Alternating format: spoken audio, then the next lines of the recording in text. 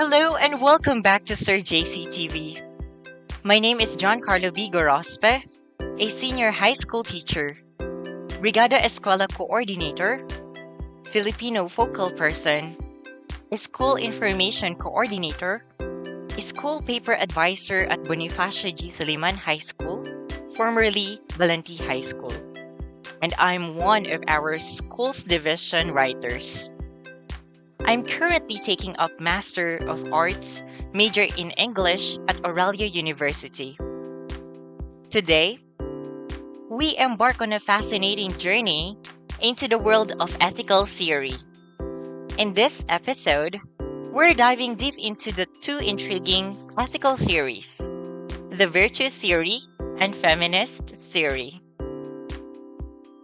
Before we formally begin with our discussion, let me share with you the objectives of our lessons. For the first lesson, the virtue theory, here are the lesson objectives. By the end of the lesson, you will be able to first, articulate a clear understanding of virtue theory, its central principles, and its emphasis on character traits rather than rigid rules in ethical decision-making. Number two, or second, examine the significance of virtues in ethical frameworks. And lastly, the third one, understand the relevance of virtue theory in a business context, emphasizing its alignment with mentorship and leadership. For the second lesson, the feminist theory, by the end of this lesson, you will be able to first, define the fundamental principles of feminist ethics, including the critique of gender biases in traditional moral frameworks and the emphasis on inclusivity and equality. Second, learn to critically examine the concept of femininity as a learned social construct and its historical impact on limiting female autonomy. And lastly, the third one, explore the debates surrounding gender binarism, essentialism, and the development of alternative ethical systems rooted in women's perspective. Our exploration begins with a quote that has resonated through the ages. Character is destiny. These words by the ancient Greek philosopher Heraclitus beautifully encapsulate the essence of virtue theory. It's a theory that suggests our character, our virtues, and moral qualities shape the course of our lives. Virtue theory, as the name suggests, places a significant emphasis on character rather than a set of rigid rules. It asks us to consider whether our actions reflect virtues, character traits such as bravery, generosity, or compassion. To guide us on this ethical journey, virtue theory offers two approaches. Firstly, it asks, what character traits are essential for thriving and leading a good life within a healthy community? Secondly, it encourages us to look up to virtuous individuals, real or idealized, as examples to emulate. The core of this theory are virtues, positive character traits like honesty and generosity. These virtues strike a balance between two extremes. We have deficiency or defect and excess or vice of a particular trait. For instance, courage lies in the virtue's middle ground between cowardice and rashness. But how do we develop these virtues? Virtue theorists stress that virtues are habits acquired through repetition. Each virtuous action makes it easier to act virtuously in the future. This theory underlines the importance of individual actions, making it clear that unethical behavior, like lying, isn't just about its consequences, but also its potential to form harmful habits. In the world of business, virtue theory is highly relevant. Senior leaders recognize that setting a virtuous example can influence their teams, fostering the development of similar character traits. It's all about leading with integrity and ethics. So, there we have it. Virtue theory, an ethical framework that asks us to be mindful of our character, our virtues, and the impact that they have on our lives and society. Now, let's shift gears to a theory that has been a driving force behind the pursuit of equality and inclusivity: the feminist theory. Feminism is the radical notion that women are people too. This quote by Mary Scheer powerfully captures the essence of feminism: the radical idea that women are people too, deserving of equal rights and recognition. Feminist ethics is a multifaceted movement within feminism that critically examines the impact of gender on moral beliefs and practices. It challenges the historical marginalization of women's perspectives and interests in ethics, where the male perspective often dominated.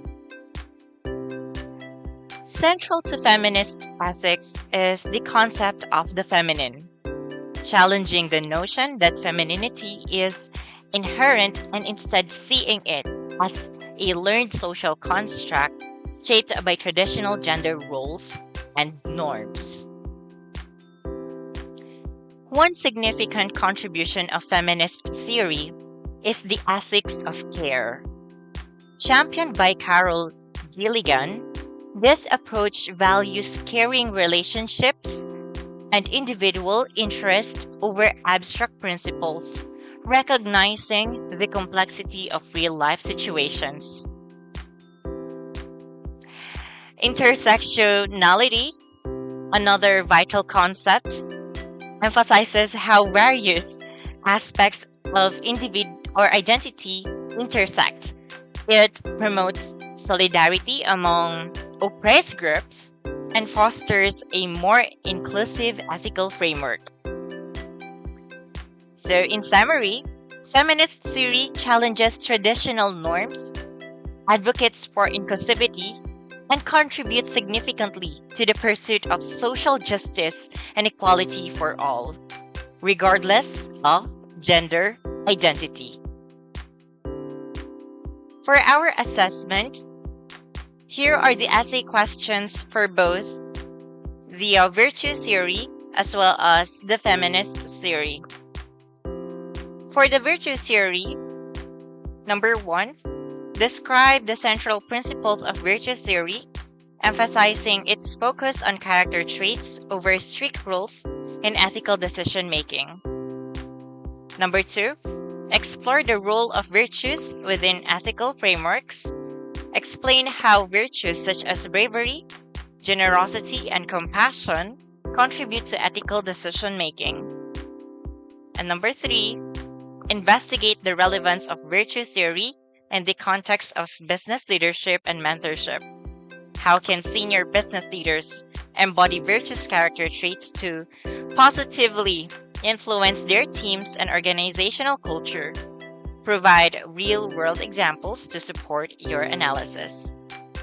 For the feminist theory, number 1, defined the fundamental principles of feminist ethics, highlighting its critique of gender biases in traditional moral frameworks and its emphasis on inclusivity and equality.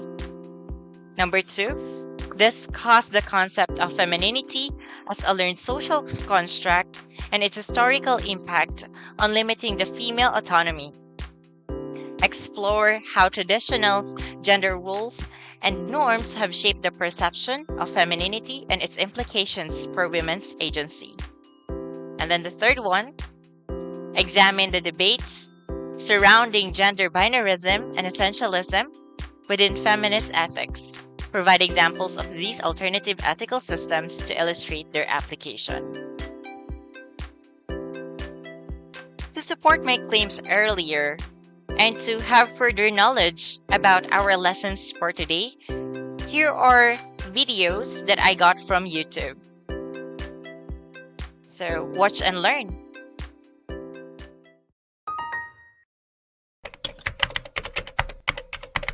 Virtue ethics. Virtue ethics is a philosophy developed by Aristotle and other ancient Greeks. It is the quest to understand and live a life of moral character. This character-based approach to morality assumes that we acquire virtue through practice.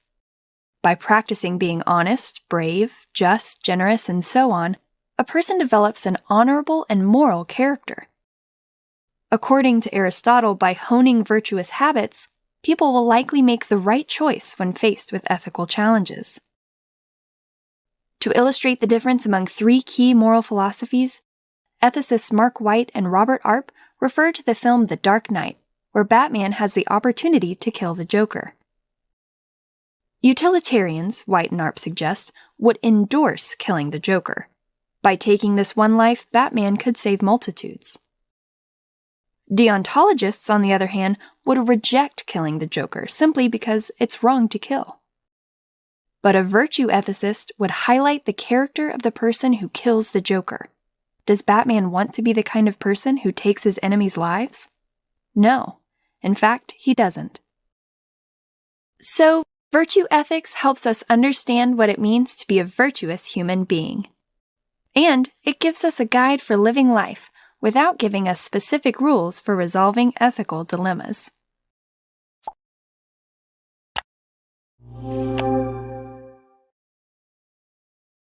The word feminism was coined in the 19th century by French philosopher and socialist Charles Fourier.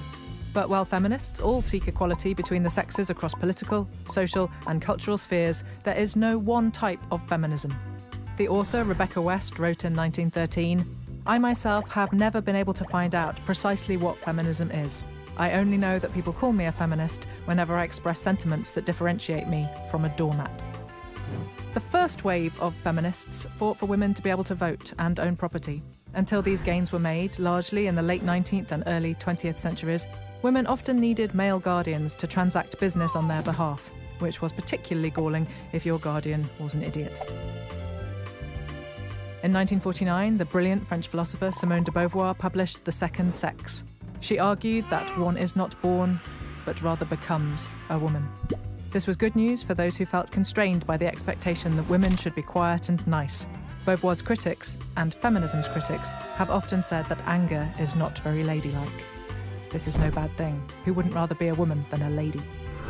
Feminism has gradually shifted for women around the world to advocate many different kinds of change, like equal pay and reproductive freedom. Most recently, social media has become a crucial tool for raising awareness and encouraging debate. Feminist campaigns to combat female genital mutilation, to acknowledge the contributions made by women in the past, and to speak out against sexual abuse in all its forms have filtered into mainstream cultural discourse. At the end of 2017, Time magazine named women who had broken their silence on sexual assault as its Person of the Year. There is still a long way to go before men and women have full equality all over the world, and resistance to this idea has not disappeared. Perhaps feminism boils down to the words of Dorothy Parker, who once said, "My idea is that all of us, men as well as women, whoever we are, should be considered as human beings."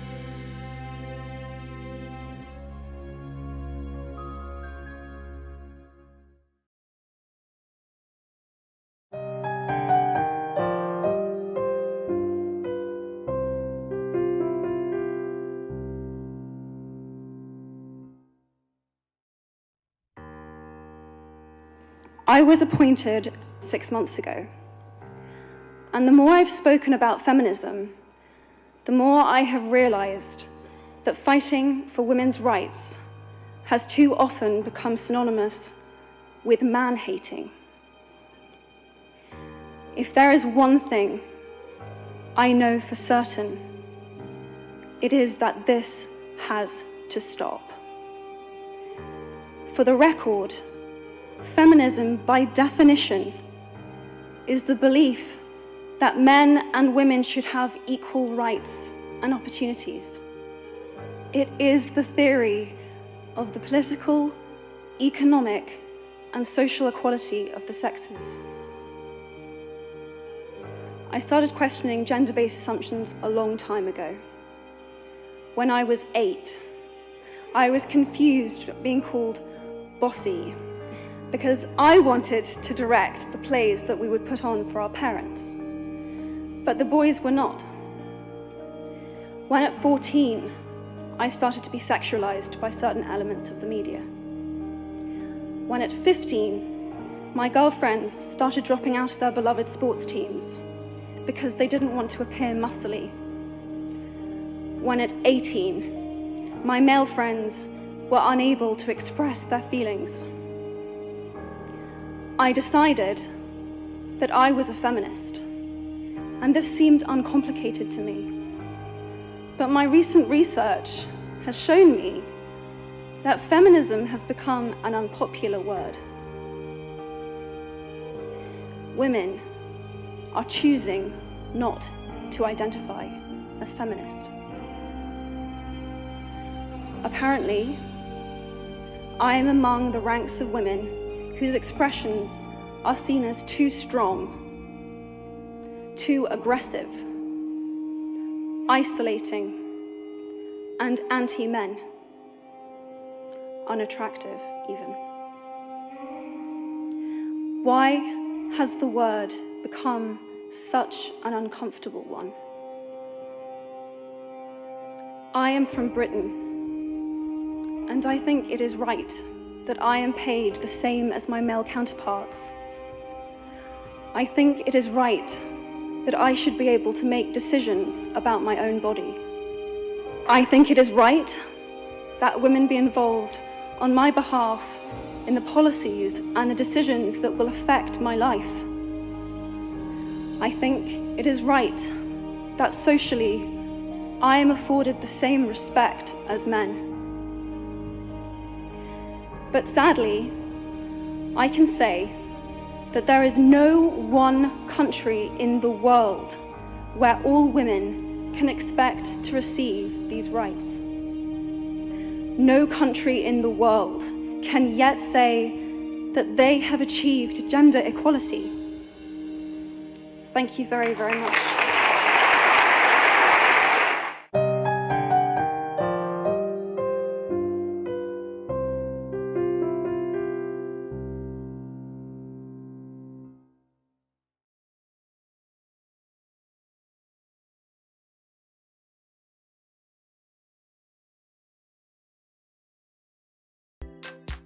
There we have it, our exploration of virtue theory and feminist theory.